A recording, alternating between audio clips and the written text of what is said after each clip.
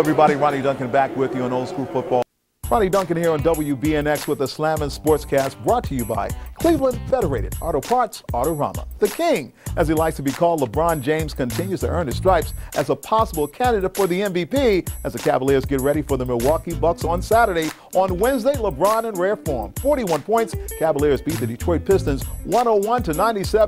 Hey everyone, Ronnie Duncan here, reminding you to log on to the Slammin' Sportscast at WBNX.com. Listen to overnight scores and highlights from your favorite local teams every day. You can also watch my weekly rant where I speak my mind about the world of sports. This is a special here on Village Television. Over the next few moments, you will hear from individuals here in our city who have begun relief efforts, who are trying to do all that they can to help Americans that have been devastated by these tragedies. We've seen the pictures over and over again. What can we do here in Cleveland, Ohio to help? One young lady who has put forth an effort all by herself comes from the sports entertainment field. She's Vonda Ward. She's the 6'6" IBA heavyweight champion. She might be looking for a fight against Layla Ali, but she's putting her two hands, not against Ali, but to help the helping hands in Louisiana, Mississippi, and Texas. At first glance, Jack Wolf looks like a typical 7-year-old. He likes to play and have lots of fun. But Jack isn't a typical 7-year-old.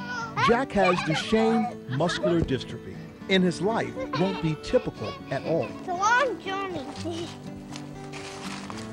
Let's go! Jack's journey will be different than most boys. He faces obstacles and challenges that no child should ever have to face. Talk about a tape. I've got the real live thing. I'm talking about the entire Wolf family. I'm talking about, of course, Jack Wolf, who happens to be the biggest ham out there. And Jack, of course, is being joined by his mom and dad, Brian, Karen, and of course, the little baby sister. Hey, Jack, I got to ask you something, man. How's it feel to see yourself on TV? Be honest. Terrible. It feels terrible. You know what? When you talk about it, Brian, this has been an experience that you, your wife, and Jack has enjoyed. Talk about what this has done to rejuvenate him. I mean, he's already a happy kid, but to see the type of attention that he's receiving from a lot of people he may not have known, unsung heroes who are loving your son. Yeah, it's amazing. We went to one of the Southeast Harley runs, and you can't help but take it personally. I mean, there's 900 big burly guys on bikes that are here to help my son. I mean, there's nothing that you can do to compare with that. You know, when you talk about the support, you talk about the love, Karen, that you're receiving from MDA. I just want you to imagine for just a moment, if there were no MDA, what would it be like right now for you? It would be devastating. We would be all by ourselves. It's just so much, MDA does so much to support us and help us through support groups, through the camp, that Jack loves going to camp. It's just a great organization that helps us tremendously. Hey, Jack, you're making all the faces, man, but I got to ask you a question. What was the best thing about camp? Because, see, that's a secret going out in Cleveland, that you have 2 girlfriends? Do you? Yes. You do? What are their names, man? You don't want to say? I'm not going to say. It might incriminate you, huh? Yes. Okay, so not only are you the MDA Northeast Ohio poster child, but you're a player, too. You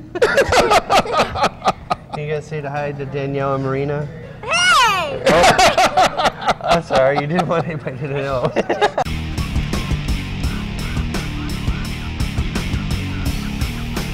The genesis of mixed martial arts. They're lining up in Columbus, Ohio, home of the Ohio State Buckeyes, and we're coming to you live from Value City Arena. That's right, everybody. It is Gracie Fighting Championships, and we've got it for you live. My name is Ronnie Duncan, and I'll be your host tonight, and you talk about the best fighting around. I'm talking about a little snack, crackle, and pop. And when you speak of the name of Gracie, Helson Gracie and John Cooper have put it together once again. Not going to slow down, and he's not going to get tired. He is relentless in his attack as he continues to pound the head of Busick. How much more of this can he take? I think the fight should be stopped. There's the tap out. Jacare, it's his day for all to see right here. And Here it there comes. he is with The the alligator walk. crocodile. The crocodile is all around today. Now, of course, the Cleveland Browns made a lot of mistakes in the first half. A lot of those mistakes happened because of the turnover role. Jeff Garcia gave it away, took it away. He was a hero, he was a GOAT. But when it was all said and done, he got a big touchdown just before halftime to Aaron Shea, and the Cleveland Browns had a 21-17 lead. Now at halftime, I had an opportunity to talk to two former Cleveland Brown players who know a lot about what it takes to be a star in this game.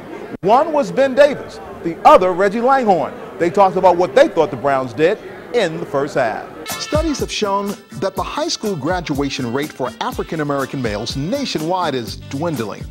In the state of Ohio alone, some analysts have suggested the margin of this academic demise is around a grim 35 to 45%. Education is the key.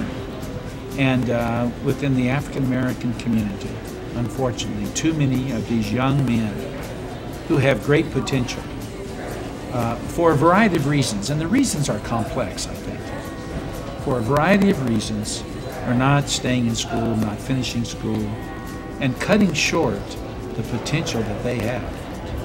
And so I feel passionately about this because I understand its importance. The governor's dedication to this initiative is genuine. And former state senator C.J. Prentice was personally asked by Governor Strickland to spearhead this project, and she shares the same position as to why this crisis must be addressed properly. I've always dealt with children of color and children of poverty. I never really focused on boys until this appointment with the governor.